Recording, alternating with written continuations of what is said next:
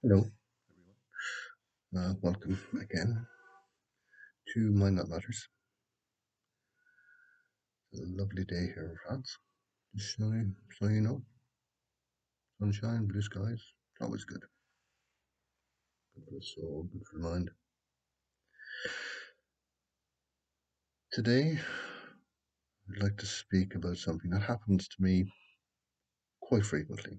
It used to happen a lot more. Seems to have eased off in recent years, but it's always there somewhere, lurking.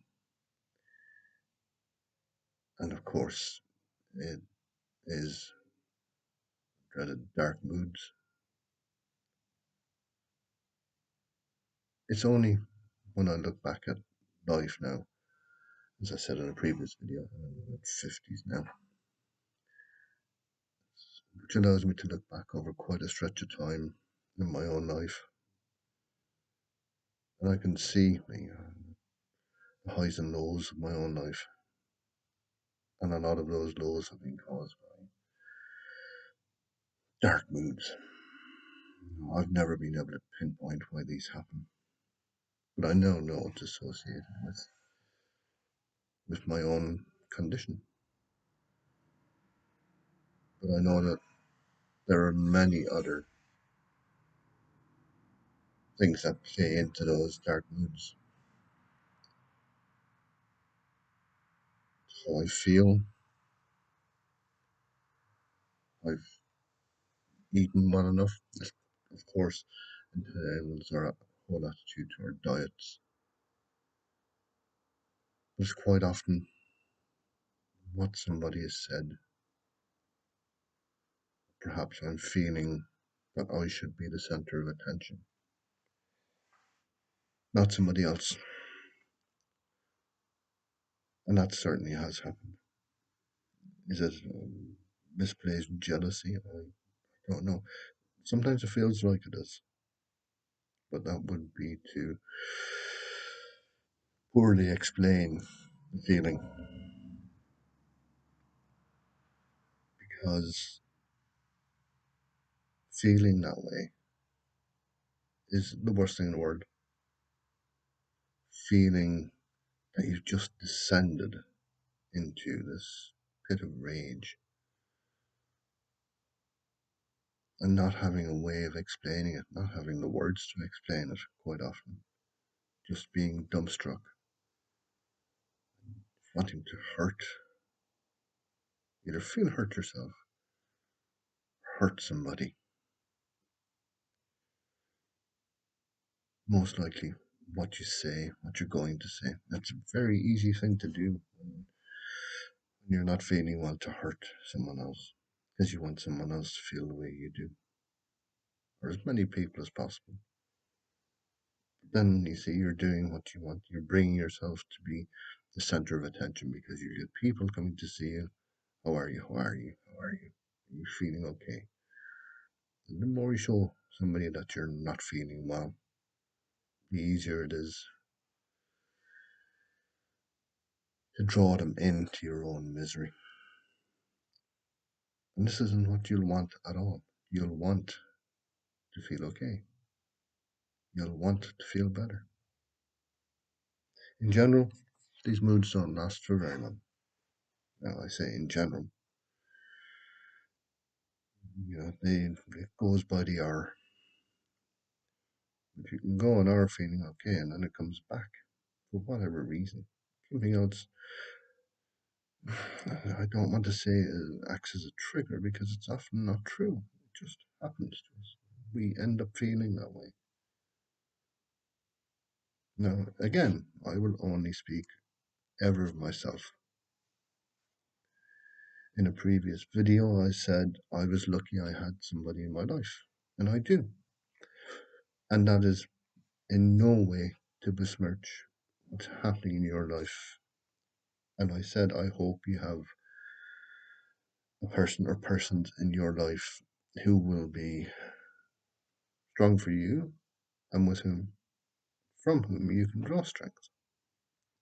And I say this as well. Dark moods are a facet of mental health that are terrible. Because our dark moods, they block out all the light. We don't see any possibility for that time. And all we want to do is to hurt ourselves or to hurt somebody else. Now, that can be in a figurative way or a physical way, but it's to make somebody else feel the way we do. It's not a way to behave. We have very little control over it. There is very little control.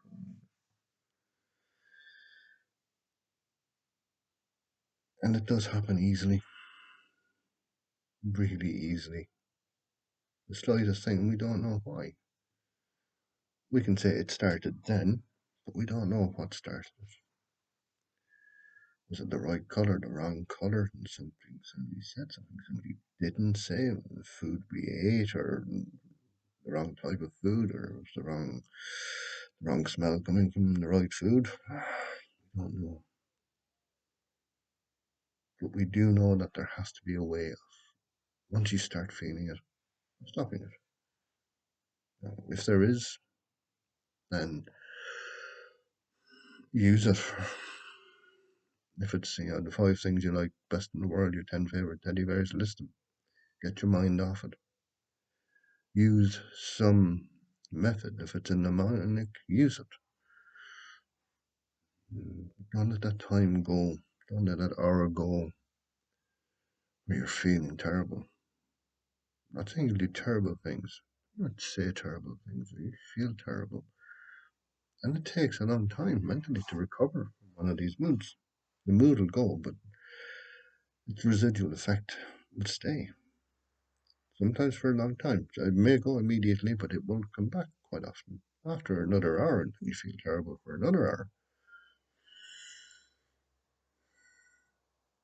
That's the destruction that they cause. It's short term, but it can be long term depending what the trigger was. And the trigger's unknown. Then you'll go on about your day, about your life, and you'll feel, yeah, in control until it's triggered again by something else. The same feeling. You think, well, what is this? It can take years. It can take years and years and years for this to be resolved. Often it isn't. And those moods are still there. And this is when people are then labeled in a very easy way and a very offhanded way. Oh, sure, he's always been moody. Look at him. And hearing that said about yourself doesn't improve your moods because then you have to handle not just the dark moods that come along, but you have to handle your own regular bad moods because the bad moods have been caused about having somebody say, well, he's always been moody. Other cases, she's always been moody. But look at the family. You're thinking, Jesus, is my family that bad? I thought we were doing well as a family, but apparently they're the root cause of this. And then you look at your family, you go, well, they're not really. But then for somebody within your own family saying that, then you think, I'm really in trouble here if my own family think it. And these are the easiest things to say. Say, yeah, you've always been a moody child. It's just when these are the early signs quite often that there is some sort of trauma there. They cannot be left to develop and fester. They shouldn't be. If somebody's seeing that a child is in trouble, say that's all moody child. Yeah, that child's been moody for a few years now. Somebody should ask, well, when did this begin? Did anything happen around that time? Because this child to express moodiness or to be in a bad mood or to be would say acting up is a nice way of putting it. If these moods are allowed to continue and are not addressed, then a problem may be showing itself, but not getting answers. Well, if that's the case, then child will continue that into adulthood. Now, my own problems began earnestly when I was 15. And when I look back, there were times when I was moody. I was moody as a child. I used to think of myself as very well adjusted as a child. I had blonde locks, blue eyes, movie star material. Oh, how those dreams vanished over the years. But anyway, you you look back and you see that there were moments where it did manifest itself. But then again, many children, lots of children are like that. When it's about specific things or in specific moments, jealousy rears its head. I suspect that may be a precursor to something more serious later in life. I have no idea. But I'd imagine it is. And if it's not addressed, you can't leave children to sort things out on their own because they won't. When they get a bit older, yeah, but they'll figure out the questions they need to ask themselves. It'll take some time. We need to get to know ourselves. But when there's clear manifestation of uncomfortable behavior that's unusual, too many too many bad moods, too much moodiness, too much jealousy, I don't think it's a good thing to let it go. Perhaps it's something for all of us to keep in mind when we're dealing with our own progeny, darlings that they are, and they are darlings, except when they're not, of course. Moods can last for a long time, not the individual episodes, but the moods themselves can last for decades, decades, decades, and they can become violent, particularly violent. In the cases of abuse, I'd imagine throughout life, such episodes can be. I don't have personal experience of them, but I have heard, as many of us have, people who have experienced abuse throughout their lives, in early life, into their teens, exhibit terrible moods, terrible mood swings later in life.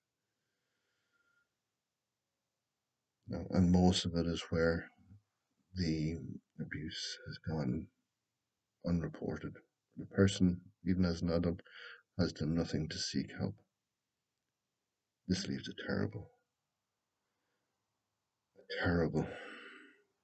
burden on that person, then on their family, and maybe on their own children.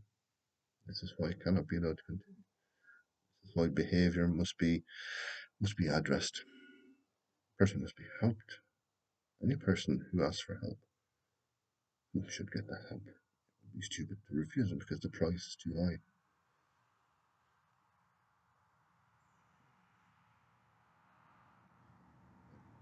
These dark moods for me, yeah, made me feel terrible. Absolutely terrible. And descending into terrible places, into your own mind. Your own mind's a labyrinth of pain and infested by your own mental creatures who inflict more pain upon you. They may be over dramatizing it. That's how it felt at times. And you feel lost. You're lost in these places.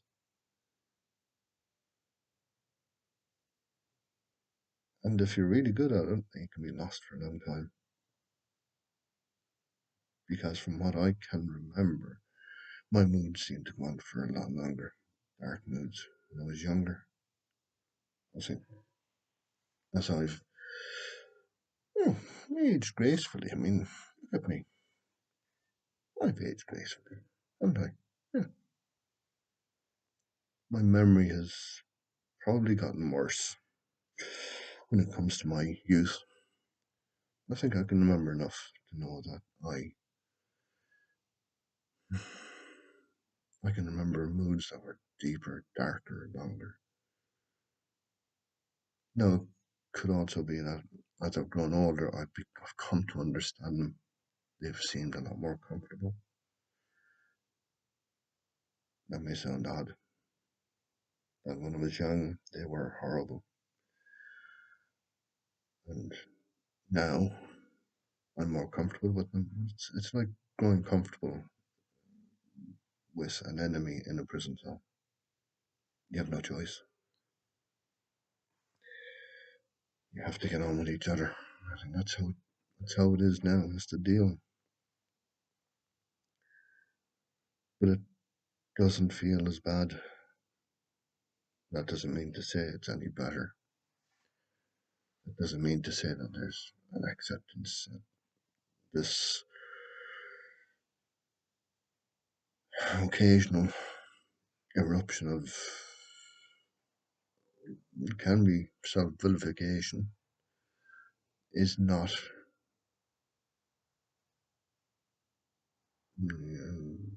welcome.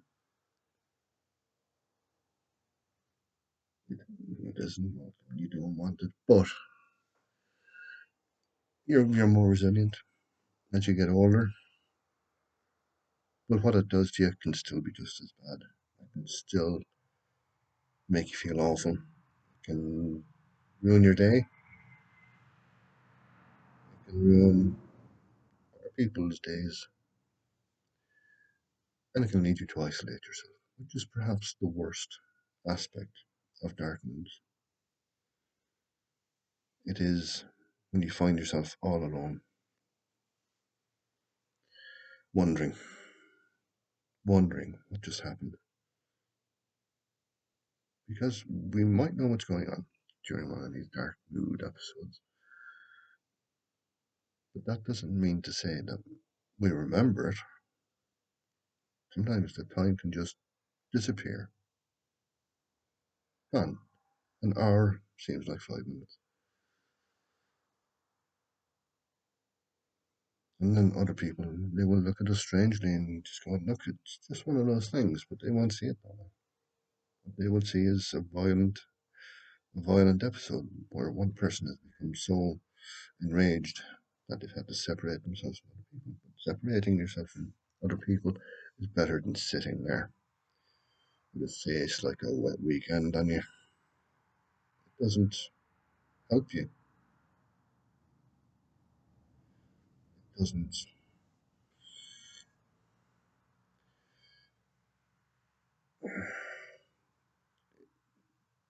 doesn't make you feel like you're part of what's going on.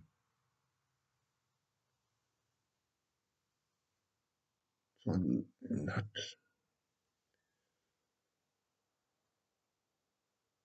way of looking at it. Like I said, it sets you apart. Now I realise I'm not alone, but when it happens, I am. And the only thing I can do is try to lessen the impact. Firstly, I have to be selfish on myself, and then on other people. Not by apologising, that does absolutely nothing. But I can look at my wife and child and say, look, I am sorry. I try not to have this happen. What was the trigger? I have no idea.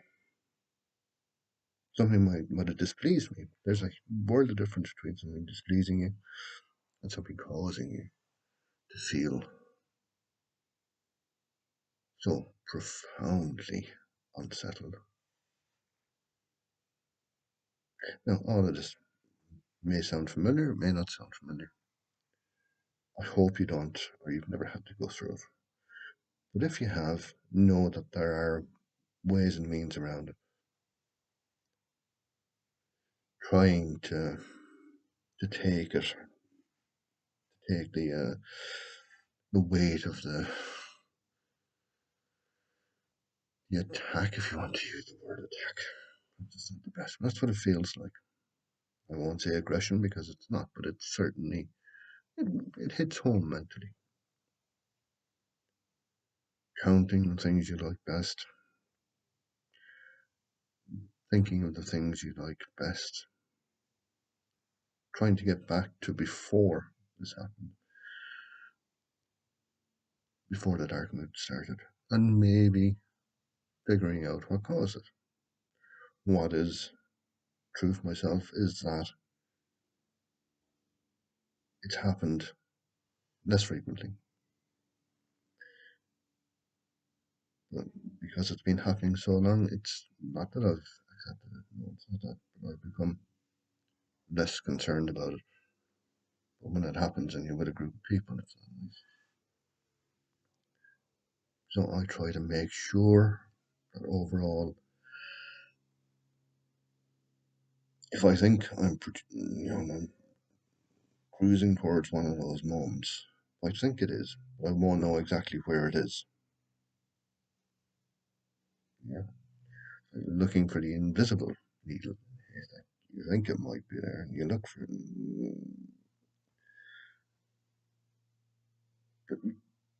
Brace yourself for the invisible landing, the invisible impact. And you hope that you've prepared your mind well enough, because we can't prepare for every event or every eventuality. But when we're with people, especially people who are close to us, who know how to push our buttons, sometimes that happens. As it was when you were maybe like me, you were young. Yeah, it's always been a moody child. That always makes you feel terrible. That makes you react, but that's reactionary. But it's not like mood suddenly comes along and you just feel like biting through a telephone book. Arr. And you then want to be alone, and then that doesn't help your overall demeanor.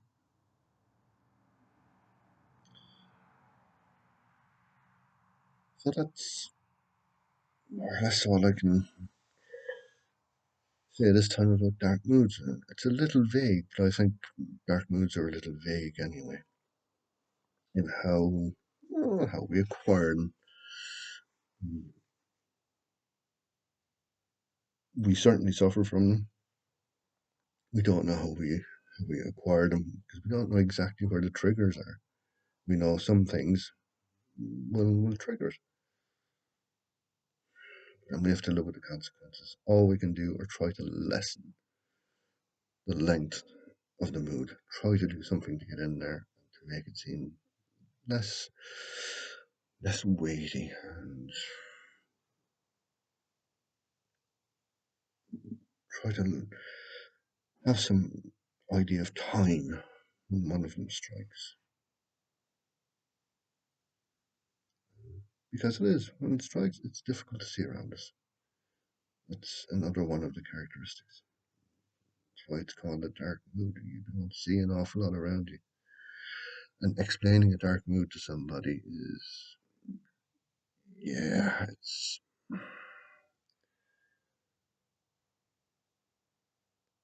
explaining speed to a snail. Because it's, yeah, everything, it grows dark around you, and it does. And it's horrible and it's wonderful at the same time to see this happening to you, to know it's happening to you, and having no idea how much time has passed. No, you've been sitting where you were, but all you can do is see this world around you dark, and it's almost comforting. I'm painting very pretty pictures this time, I know. I think it's important for this to be vocalized because people who do suffer mentally, for some it's a light show. It's you name it. It's fireworks a whole lot when they get into it. Other people, it's just it is red. Other people, it's dark. It, it is a lot of things.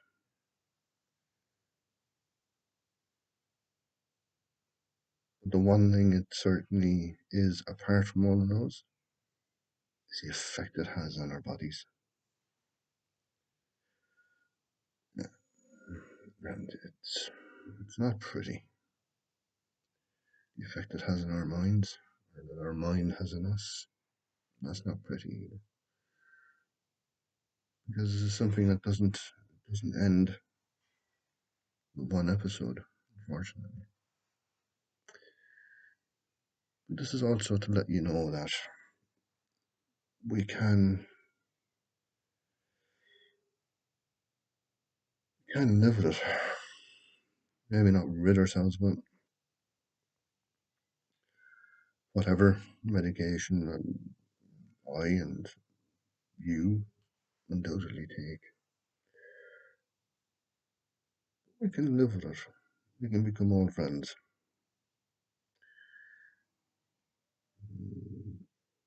Personally, I wouldn't like my alter ego to be living in the same house as me. You know, this can happen to people too.